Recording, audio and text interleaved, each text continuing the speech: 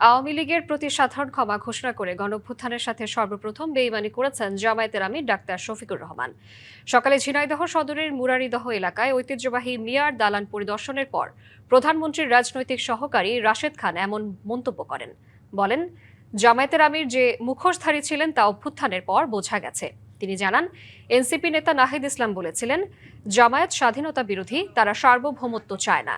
এসব কথাবার্তা বলার পর তারাই আবার জামায়াতের পকেটবন্দি হয়েছেন। এনসিপির যেসব প্রার্থী নির্বাচন করেছেন তার সব খরচ জামায়াত দিয়েছে বলেও অভিযোগ রাশেদ খানের। তিনি যে আসলে মুখোশধারী ছিলেন সেটা গণঅভ্যুত্থানের পরে আমরা দেখলাম। তিনি সর্বপ্রথম বাংলাদেশে আওয়ামী লীগকে সাধারণ ক্ষমা ঘোষণা করেছেন, অর্থাৎ গণঅভ্যুত্থানের সাথে সর্বপ্রথম বেইমানি করেছে ডাক্তার শফিকুর রহমান। নগদ নিয়ে এলো হার না মানা হার অফার। সর্বনিম্ন 10,000 টাকা রেমিটেন্স নগদে পাঠালে থাকছে স্বর্ণের হার জেতার সুযোগ।